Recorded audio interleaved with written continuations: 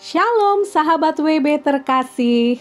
Renungan harian wanita bijak pada hari ini, Jumat 23 Agustus 2024, berjudul Mengenal Allah dengan Benar. Mengenal Allah dengan benar akan membuat kita mengerti rencananya atas hidup kita.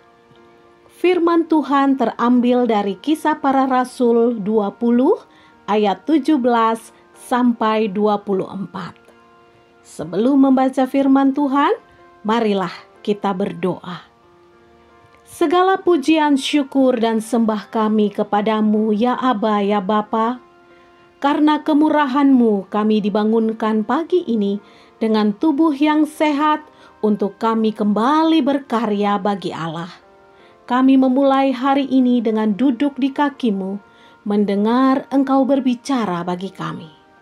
Kami datang dengan hati yang haus akan Engkau, hingga kebenaran-Mu memenuhi hati kami. Biarlah perenungan firman-Mu pagi ini memberikan kekuatan dan semangat baru untuk kami menjalani hari ini bersama dengan Engkau. Terpujilah nama-Mu Bapa. Dalam nama Tuhan Yesus kami berdoa dan bersyukur. Haleluya. Amin. Sahabat WB, mari kita membaca Kisah Para Rasul 20 ayat 17 sampai 24. Kisah Para Rasul 20 ayat 17 sampai 24, demikianlah firman Tuhan. Perpisahan Paulus dengan para penatua jemaat Efesus. Karena itu, ia menyuruh seorang dari Miletus ke Efesus dengan pesan supaya para penatua jemaat datang ke Miletus.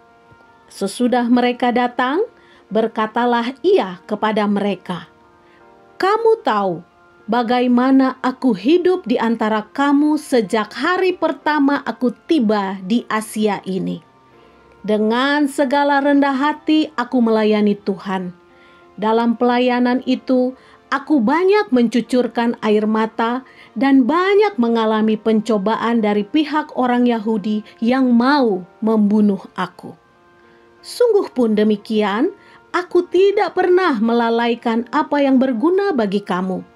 Semua kuberitakan dan kuajarkan kepada kamu, baik di muka umum maupun dalam perkumpulan-perkumpulan di rumah kamu. Aku senantiasa bersaksi kepada orang-orang Yahudi dan orang-orang Yunani supaya mereka bertobat kepada Allah dan percaya kepada Tuhan kita Yesus Kristus.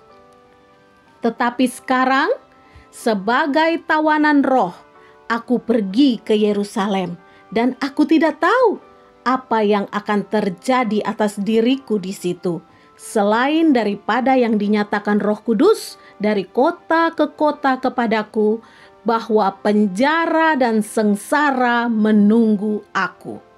Tetapi aku tidak menghiraukan nyawaku sedikit pun, asal saja aku dapat mencapai garis akhir dan menyelesaikan pelayanan yang ditugaskan oleh Tuhan Yesus kepadaku untuk memberi kesaksian tentang Injil kasih karunia Allah." Demikianlah pembacaan sabda Tuhan. Yang berbahagia ialah mereka yang merenungkan dan melakukan firman itu dalam hidupnya setiap hari. Haleluya. Sahabat WB terkasih, bagaimana kehidupan Paulus setelah pertobatannya? Mengapa iman Paulus kepada Allah begitu teguh? Sahabat WB, setelah Paulus mengalami pertobatan, kehidupannya berbalik 180 derajat dari yang lama. Kalau dulu sebelum bertobat, Paulus adalah seorang pemburu pengikut ajaran Yesus.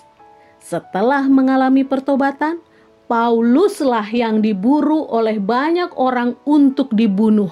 Bahkan dia menyebut dirinya sebagai tawanan roh karena dia tahu penjara dan sengsara selalu menantinya. Meski demikian, iman Paulus kepada Allah tidak goyah. Paulus memilih untuk tetap mengerjakan panggilan Tuhan dalam hidupnya. Mengapa Paulus bisa seteguh itu? Karena Paulus mengenal Allah dengan benar.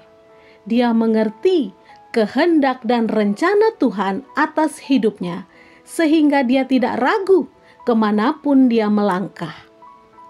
Sahabat WB, itu sebabnya ketika Paulus hendak pergi ke Yerusalem, semua murid-murid dan jemaatnya melarang Paulus pergi karena mereka tahu hidup Paulus terancam di sana. Tetapi tidak sedikit pun Paulus ragu akan rencana Tuhan. Sahabat WB terkasih, ketika kita mengenal Tuhan dengan benar, kita tahu dengan pasti bahwa rencana Tuhan atas hidup kita pasti yang terbaik. Selain itu, Ia tidak akan pernah membiarkan kita sendiri melewati perjalanan hidup kita menuju rencananya. Dia selalu ada bersama dengan kita, memegang tangan kita dengan kuat.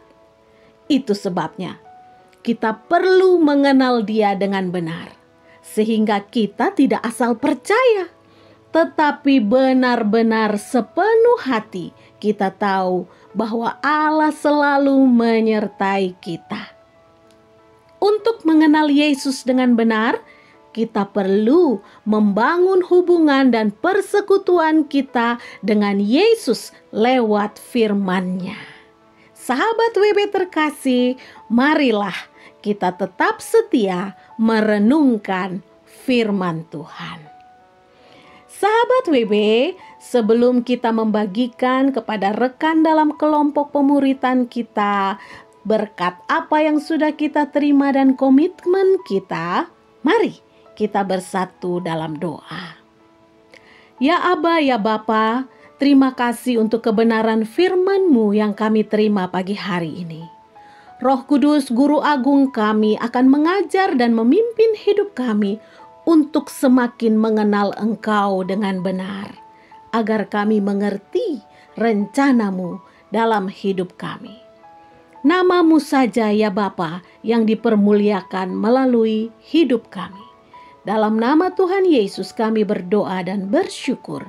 Haleluya. Amin. Mengenal Tuhan dengan benar akan membuat kita mengerti rencananya atas hidup kita.